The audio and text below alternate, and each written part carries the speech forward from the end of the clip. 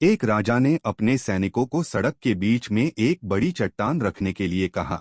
चट्टान को बीच सड़क में रखवाकर राजा ने अपने सैनिकों से छुपकर उस चट्टान पर नजर रखने के लिए कहा कि देखना उस चट्टान को रास्ते से कौन हटाता है।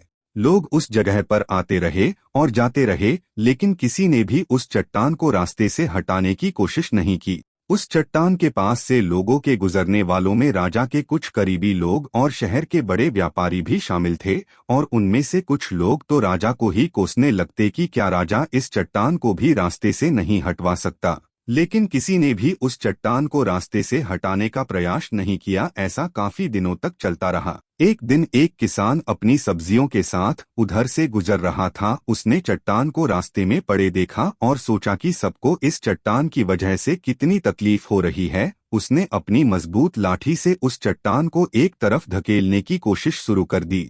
काफी कोशिश के बाद वह उसे सड़क से हटाने में कामयाब हो गया। चट्टान रास्ते से हटाने के बाद किसान अपनी सब्जियों को उठाकर जाने ही वाला था कि अचानक उसकी नजर एक पोटली पर गई जो ठीक उसी जगह पड़ी थी जहां से उसने वह चट्टान हटाए थे। उसने उस पोटली को खोलकर देखा तो उसमें सोने के कई सिक्के थे, और उन सिक्कों के साथ राजा का एक संदेश भी था जिसमें लिखा था कि ये सोने के सिक्के उनके लिए है जो इस चट्टान को रास्ते से हटाएगा। दोस्तों, बिल्कुल ठीक इसी तरह हम सबके लाइफ में भी कई परेशानियां आती है। कुछ लोग उन परेशानियों से बचकर निकल जाते हैं और कुछ रास्ता बदल देते हैं, और चंद लोग ठान लेते हैं उन परेशानियों का हल निकाल लेने की, और ऐसे ही लोग मुश्किलों में संभावनाएं और संभावनाओं में छिपे अवसर खोज लेते हैं।